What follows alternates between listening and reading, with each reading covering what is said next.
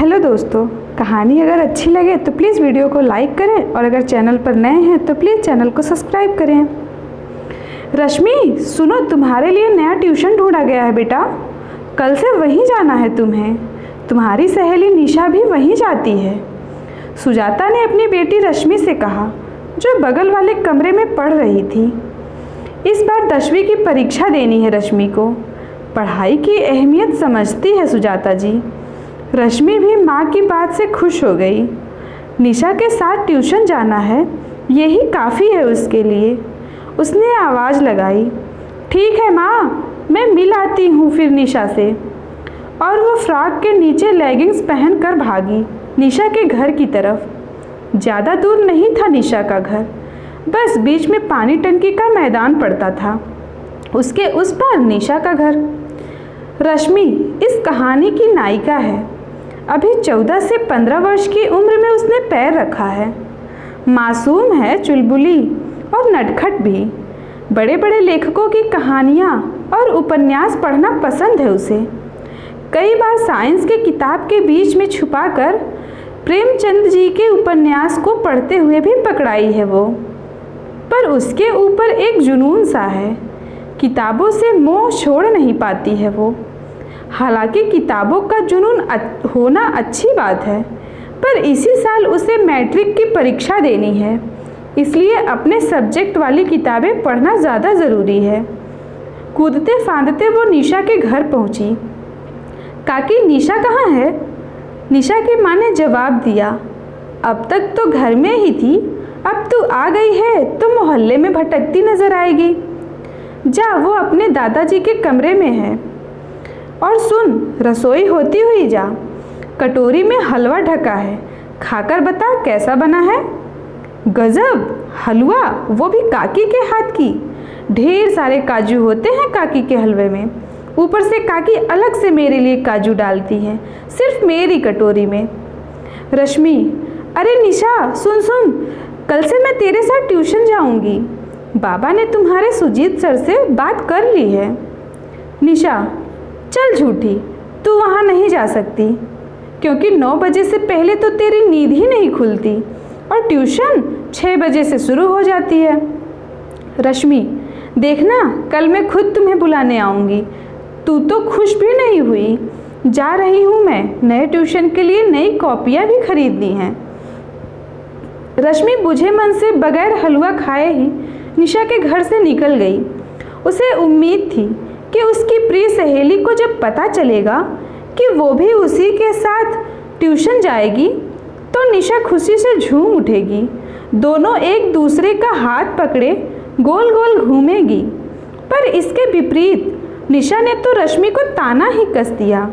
भारी मन से रश्मि स्टेशनरी की दुकान पर गई और एक मोटी सी कॉपी लेकर घर आ गई। आज उसका मन किसी काम में नहीं लगा। उसे बस कल सुबह का इंतज़ार था, जब वो साबित कर देगी कि वो सुबह जल्दी जग सकती है। रश्मि, रश्मि, निशा उसके सिराहने बैठ उसे जगा रही थी। चल जल्दी तैयार हो, 6 बजने ही वाले हैं। रश्मि हड़बड़ा कर उठ बैठी। ओह नो, वो तो वाकई एक आलसी लड़की है। खैर, जब ये साबित हो ही गया तो अब क्या कर सकते हैं। रश्मि उठकर सीधे बाथरूम की ओर दौड़ी और फिर 10 मिनट बाद वो तैयार होकर बाहर निकली। रश्मि ने गुलाबी रंग का घेरदार सलवार और सूट पहना था। उसके बाल सीधे और लंबे थे, जिसे उसने करीने से बांध लिया था। हाथ में नई कॉपी और कलम लिए वो चुपचाप निशा के साथ साथ चलने लगी। घर से महज 10 मिनट की दूरी पर ही उनका ट्यूशन था। अभी मास्टर जी पहुँचे नहीं थे। सारे बच्चे एक साथ एक कमरे में बैठकर पढ़ते थे। यहाँ नीचे ज़मीन पर दरी बिछी हुई थी। रश्मि भी निशा के पास ही ज़मीन पर पालथी मारे बैठी थी, पर वो जहाँ बैठी थी वहाँ से दरवाज़ा साफ दिख रहा था। दरवाजे में एक पर्दा लगा हुआ था। वो बार बार दरवाजे की तरफ देख रही थी। पहला दिन था ना, वो घबरा रही थी। कब सर आएंगे और पढ़ाना शुरू करेंगे। वो पर्दे की तरफ देख रही थी कि तभी उड़ते पर्दे के उस पार उसकी आंखें बाहर खड़े किसी के दो जोड़े आंखों से टकरा गई। शर्म और हया से उसने अपनी पलकें झुका ली, क्योंकि वो समझ चुकी थी कि बाहर खड़ी दो जोड़ी आंखें उसे ही घूर रही हैं। उसके दिल से आवाज़ आई, बेशर्म कहीं का। उसे नहीं पता था यही दो जोड़ी आंखें एक दिन उसके ज़िंदा रहने का कारण बन जाएगी, और मौत की वजह भी। खैर, कहानी तो अभी शुरू हुई है। ट्यूशन का पहला दिन था। पढ़ाने वाले सर निर्धारित समय पर आए और 2 घंटे तक लगातार गधों की तरह पढ़ाने के बाद सबको घर जाने की छुट्टी मिली। ऐसा ही कुछ सोच रही थी रश्मि, क्योंकि वो एक आलसी लड़की है। उसके लिए 2 घंटे तक एक ही जगह पर बैठना बहुत ही मुश्किल काम था। छुट्टी होने के बाद उसने दोबारा उन आँखों को देखा जो सुबह के शुरुआत से ही उसे घूर रही थी। लंबा कद, गोरा रंग, हृष्ट पुष्ट देह, समुंदर सी गहरी आंखें, चेहरे पर गंभीरता के भाव और पतले होठों के बीच आधा टूटा एक दांत। नाम था कार्तिक। कार्तिक हमारी कहानी का हीरो। रश्मि और कार्तिक की आंखें एक दूसरे से मिली और दोनों ही आधे आधे मुस्कान के साथ घर की तरफ निकल गए। पहला दिन था। मोहब्बत की हल्की सी शुरुआत दोनों तरफ से हो चुकी थी। घर आकर रश्मि ने माँ को बताया कि नया ट्यूशन बहुत अच्छा है। यहाँ 2 घंटे तक बहुत अच्छे से पढ़ाई होती है। सुजीत सर भी काफ़ी विनम्र स्वभाव के हैं। माँ भी खुश थी। चलो, बिटिया को ट्यूशन पसंद तो आया। रश्मि घर आकर स्कूल जाने की तैयारी करने लगी। सुबह 11 बजे से स्कूल होता है और शाम में 4:30 बजे छुट्टी हो जाती है। पर घर आने के बाद से उसने गौर किया कि ट्यूशन से वो अकेली नहीं आई थी। उसके साथ साथ एक अनजाना सा एहसास भी उसके मन के भीतर समा गया था। बार बार उसे अकेले बैठने को दिल करता और उन घूरती आँखों में वो समा जाती, और वो अधूरी सी मुस्कान बार बार उसके आँखों के आगे सामने आ जाता और शर्म से उसका चेहरा लाल हो जाता। खैर, स्कूल का सारा दिन भी मदहोशी को साथ लिए ही गुजरा। शाम को वो और निशा जब घर आने के लिए स्कूल बस से नीचे उतरी तो वही 2 मदहोश कर देने वाली आंखें उसको नज़र आई, दूसरे स्कूल के बस से बाहर निकलते हुए। अब सब एक साथ चल के घर की तरफ आ रहे थे। कार्तिक और निशा आपस में बात कर रहे थे, क्योंकि दोनों ही एक दूसरे को जानते थे। वे एक साथ ट्यूशन में पहले से थे। रश्मि उन दोनों की बातें सुन रही थी। कभी कभी वो नज़र उठाकर जब कार्तिक की तरफ देखती तो कार्तिक को वो अपने तरफ ही देखते हुए पाती। उसकी आंखें कार्तिक की आंखों से के साथ टकरा जाती। कार्तिक का घर भी ज़्यादा दूर नहीं था। तीनों एक ही कॉलोनी में रहते थे, पर कार्तिक यहाँ नया नया ही आया था। उसके पिता रेलवे में थे और उनका यहाँ ट्रांसफ़र हुआ था। इस वक्त भी रश्मि और कार्तिक की कोई बात नहीं हुई। कार्तिक का घर पहले आया और वो चला गया, पर जाने से पहले एक बार और उसकी नज़रें मिली और फिर एक अधूरी मुस्कान दोनों के चेहरे में खिल गई। रश्मि को सोचने के लिए अब नई यादें मिल गई। अब ये सिलसिला लगभग हर दिन का हो गया। सुबह ट्यूशन में आंखें चार होती और फिर शाम में बस स्टैंड से घर लौटते वक्त कदम भी मिल जाते। पता नहीं कौन सी डोर थी जो हर वक्त रश्मि को कार्तिक के यादों के करीब खींचती रहती। वो चाहती थी बस वो अकेली बैठकर कार्तिक को सोचती रहे।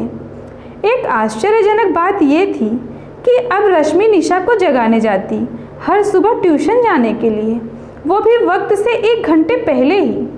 निशा चिढ़ कर उठती और समय से बहुत पहले भी जब दोनों ट्यूशन पहुंचती तो कार्तिक वहां पहले से मौजूद होता। रश्मि अब ट्यूशन में सबसे घुलने लगी थी, फिर भी उसने आज तक कार्तिक से कोई बात नहीं की थी। वैसे तो रश्मि काफ़ी शरारती है, पर कार्तिक की उपस्थिति उसे एक मासूम लड़की बना देता था। वो उन पलों को जी भर कर जीती थी जिन पलों में कार्तिक उसके आंखों के पास होता था। एक दिन की बात है, रश्मि शाम में निशा के घर गई हुई थी पढ़ाई करने। साथ में पढ़ना अच्छा लगता था उन्हें।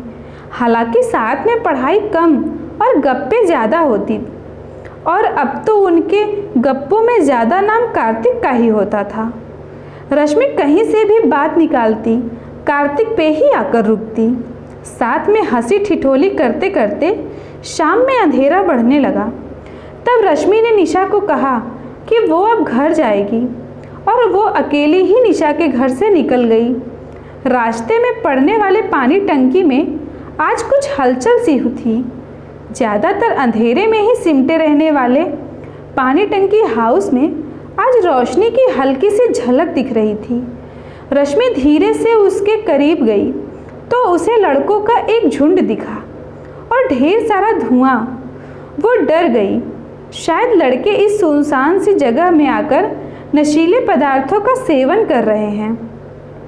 वो जल्दी से पलट कर जाने ही वाली थी कि अचानक उसे उन लड़कों के बीच कार्तिक दिखा। धक धक से रह गया उसका दिल। जिस कार्तिक को उसने अपनी यादों में बसा रखा है, वो ऐसा घिनौना काम भी कर सकता है। वो रोते रोते घर गई। कुछ सपने टूटकर बिखर चुके थे। खैर, नाजुक उम्र थी, नाजुक मन के एहसास थे। वो जल्दी ही इस सदमे से बाहर निकली और खा पीकर सो गई। सुबह ट्यूशन पहुंची, पर आज का दिन कुछ और था। रश्मि ने एक बार भी कार्तिक की तरफ नहीं देखा। वो नीचे आंखें गड़ाई किताब में घुसी रही। कार्तिक बेचैन हो गया। आखिर आज रश्मि ऐसा क्यों कर रही थी? उसे देख भी नहीं रही। ट्यूशन के 2 घंटे बहुत मुश्किल से बीते। छुट्टी के वक्त आखिर कार्तिक से रहा नहीं गया और उसने निशा को बुलाकर पूछ ही लिया कि उसकी सहेली को कुछ हुआ है क्या। आज बड़ी गुमसुम सी लग रही थी।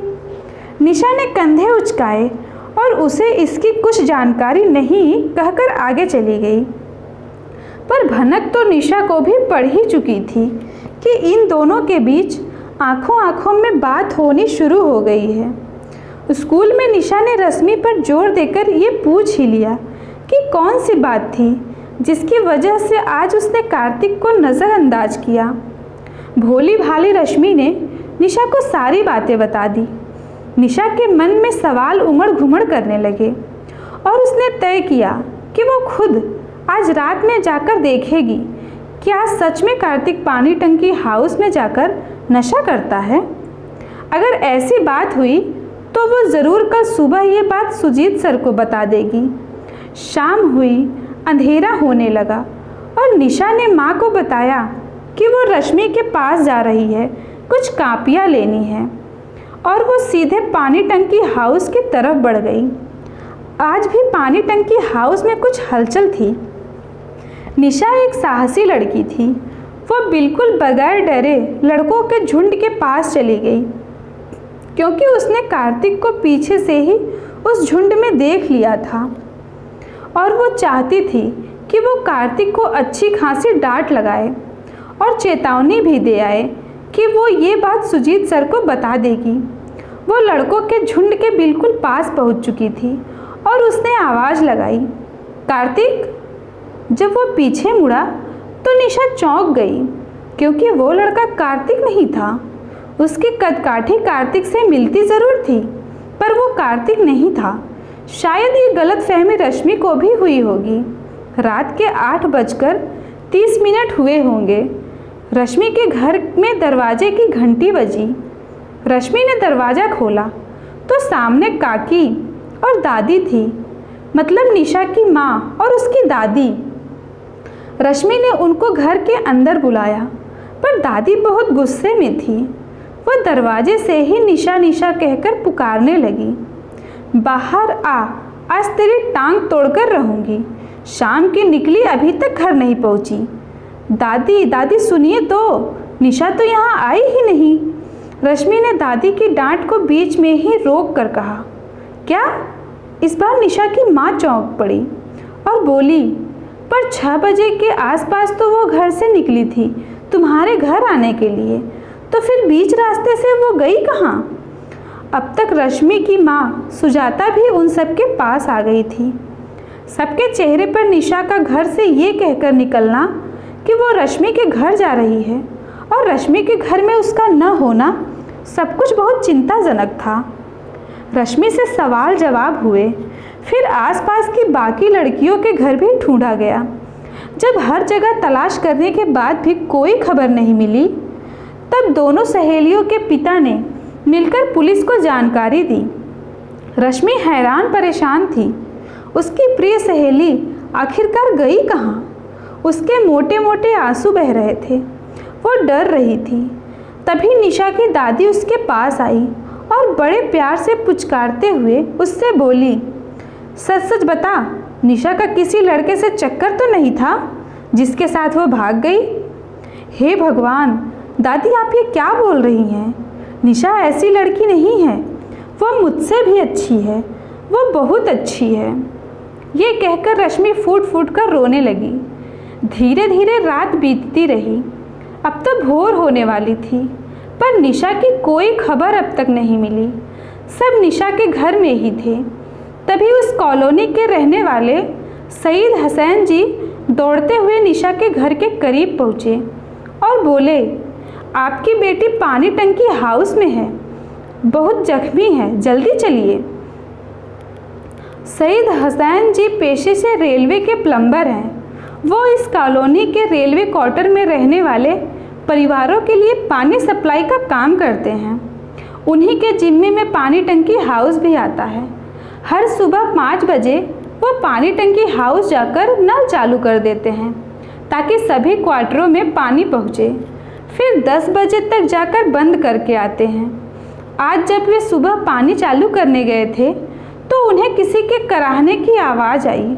उन्होंने कहा कि पास जाकर देखने पर ही मैं इसे पहचान गया कि यह आपकी बेटी निशा है। सब बदहवास पानी टंकी की तरफ भागे और वहाँ सच में निशा ही पड़ी थी। उसके सर से खून बहकर सूख भी गया था। वो कराह तो रही थी पर उसे कुछ होश नहीं था। आनन फानन में उसे पास के ही रेलवे अस्पताल में ले जाया गया, जहाँ इलाज के दौरान उसकी मौत हो गई। पर मरने से पहले रश्मि उससे छुपकर मिल आई थी और निशा ने रश्मि के तरफ देखकर बस इतना ही कहा था, रश्मि, वो कार्तिक नहीं था, वो कोई और था। रश्मि चाहती थी कि निशा पहले अच्छे से ठीक हो जाए, तब वो उससे सारी बात पूछेगी, पर ऐसा हुआ नहीं। सहेलियाँ जो छोटी उम्र से खेलते कूदते एक साथ बड़ी हुई थी, उम्र के इस गुमराह दहलीज में आकर बिछड़ गई।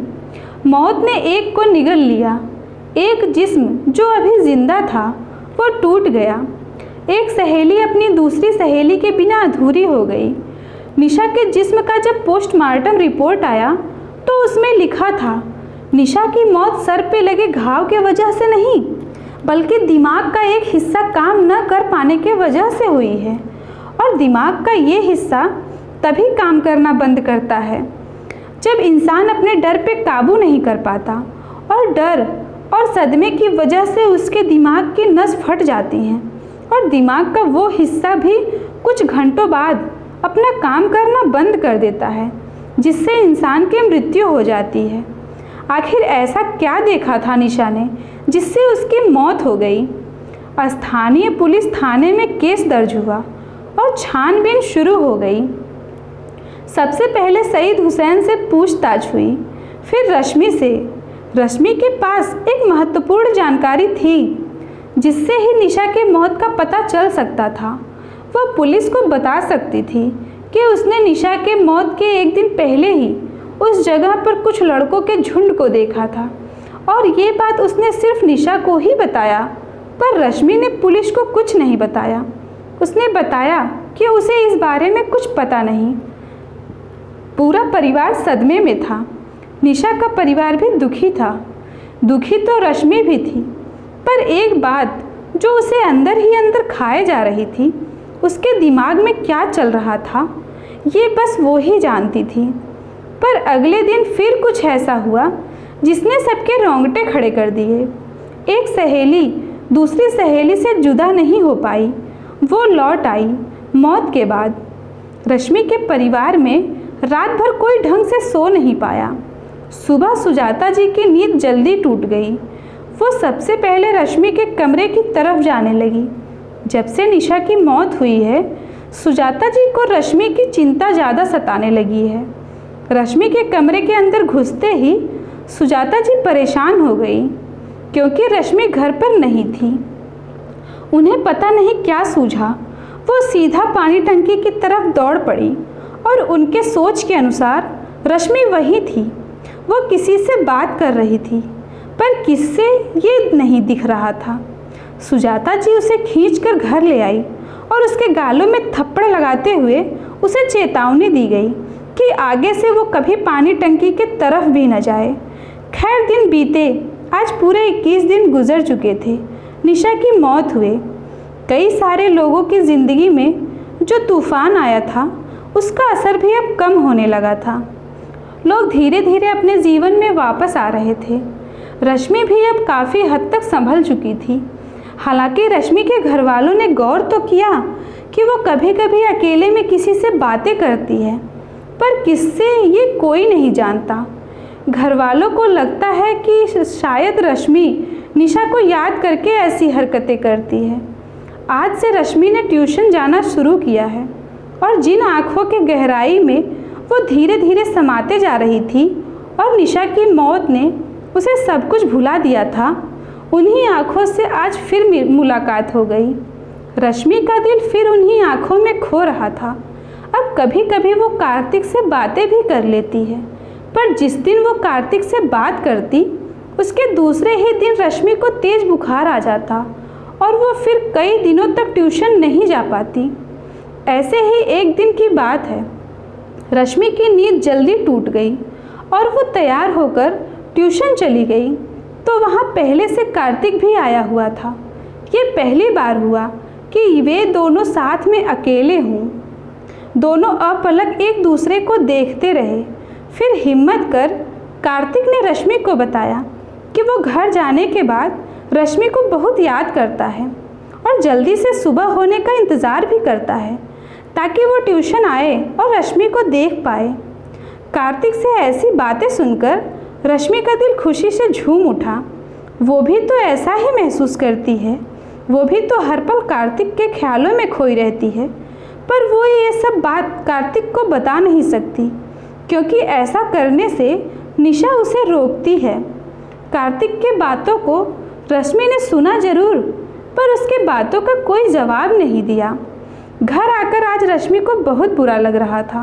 वो कार्तिक के बारे में सोच सोच के उदास हो रही थी। बेचारे ने कितनी मासूमियत से उसे अपने दिल का हाल बताया था और उसने उसे कितनी बेरहमी से नज़रअंदाज कर दिया। पर अगर वो भी अपने दिल का हाल उसे बता देती, फिर तो एक रिश्ता ही बन जाता उन दोनों में। वैसे तो कुछ न बोलकर भी उनके बीच एक अनकहा रिश्ता बन ही गया था। अब रिश्तों को समझने लगी थी। वो कार्तिक की तरफ झुकती तो थी, पर तभी उसे कोई अदृश्य शक्ति अपने बातों में फुसलाकर रोक देती। रश्मि आजकल बहुत परेशान रहती है। वो सोचती है कि जब निशा जिंदा थी तब तो उसने कभी कार्तिक से बात करने से उसे रोका नहीं, पर अब निशा की आत्मा रोकती है उसे कार्तिक के करीब जाने से। मरने के बाद भी निशा रश्मि के आसपास ही रहती है। रश्मि देख पाती है उसे बिल्कुल अपने पास। निशा कहती है, रश्मि कार्तिक के बातों में मत आना, वो तुमसे झूठ बोलता है। उसने मुझसे भी ऐसा ही कहा था। पर रश्मि को निशा की बातें अच्छी नहीं लगती। वो चाहती है निशा भी वहीं चली जाए जहां मरने के बाद बाकी लोग चले जाते हैं। पर निशा हर पल हर मिनट रश्मि के आगे पीछे घूमती रहती। हर पल एक साया रश्मि को घूरती रहती। पर नए नए प्यार में पड़े दो दिलों की हालत सिर्फ वही समझ सकता है जिसने कभी किसी से पहली मोहब्बत की हो। हर पल खुमारी सी छाई रहती है। ऐसा ही कुछ हाल रश्मि और कार्तिक का भी था। कार्तिक तो किसी न किसी बहाने अपने दिल का हाल बयां कर भी देता, पर रश्मि जब भी कार्तिक के करीब जाने की कोशिश करती, उसे अपने बिल्कुल करीब निशा दिखाई देती, जो अपने आँखों को सामान्य से ज़्यादा बड़ा कर उसे गुस्से से घूरती रहती और रश्मि डर जाती। 10वीं की परीक्षा में 2 महीने का ही समय बचा था। पढ़ाई जोर शोर से शुरू हो गई थी। सभी बच्चों पर ध्यान दे पाए, इसलिए सुजीत सर ने 10वीं के बच्चों को 2 भागों में बांट दिया था। एक बैच सुबह पढ़ती, दूसरी शाम को। रश्मि सुबह जाती और कार्तिक शाम में। इसी वजह से दोनों उदास रहते थे। ठंड का आगमन हो चुका था। पूरे 3 दिन हो चुके थे। रश्मि और कार्तिक की आंखें 2 चार नहीं हुई। कार्तिक भी परेशान था और रश्मि भी उदास। शाम 7 बजे का वक्त था। इसी वक्त कार्तिक की ट्यूशन से छुट्टी होती है। रश्मि का मन कार्तिक को एक झलक देखने के लिए मचलने लगा। वो घर से बगैर कुछ बोले ही चुपके से निकल गई। ट्यूशन के रास्ते की ओर उसे ट्यूशन के बाहर से ही लड़कों के बाहर निकलने की आवाज़ सुनाई दे रही थी। जिस गली से लड़के बाहर निकलते हैं वहाँ अंधेरा था। रश्मि अंधेरे का सहारा लेकर वहीं छिपकर खड़ी हो गई। जब कार्तिक बाहर आया तो रश्मि उसे देखती रही। एक अजब सा सुकून मिल रहा था उसे। कार्तिक अंधेरे की वजह से रश्मि को देख नहीं पाया और आगे बढ़ गया। सभी लड़के जब गली से बाहर निकल गए तो रश्मि भी वहाँ से जाने लगी। तभी किसी ने उसे पुकारा, रश्मि, तुम यही हो ना? मैंने तुम्हें महसूस किया है। बताओ ना, तुम यही हो? प्लीज़ सामने आ जाओ। प्लीज़, तुम्हें एक बार बस देखने के लिए मैं कब से बेचैन हूँ। ये कार्तिक था। रश्मि भी गली के दीवार के पीछे से बाहर निकल आई। अब दोनों आस-पास थे। दोनों के आंखों से आंसू बह रहे थे। रश्मि कार्तिक के पास आ गई और उसने अपना हाथ कार्तिक के दिल के पास रख दिया। कार्तिक का दिल जोर से धड़क रहा था। फिर अचानक से गली में किसी के आने की आहट हुई और कार्तिक रश्मि से पीछे हटकर आगे बढ़ गया। रश्मि देर तक कार्तिक को जाते हुए देखती रही, जब तक कि कार्तिक उसके आंखों से ओझल न हो गया। कार्तिक भी मुड़ मुड़कर रश्मि को देखता रहा। अब जब कार्तिक से मिलकर रश्मि के दिल को चैन मिला तो वो घर की तरफ जाने के लिए जैसे ही पीछे मुड़ी, उसने सामने बिल्कुल आंखों के सामने 2 आंखें टकरा गई। खून उगलती आंखें। वो 2 जोड़ी आंखें किसकी थी? निशा रश्मि से क्या चाहती थी? निशा की मौत में किसका हाथ है? आखिर किसने और क्यों मारा था निशा को? जानने के लिए कहानी के अगले भाग को ज़रूर सुनें। धन्यवाद।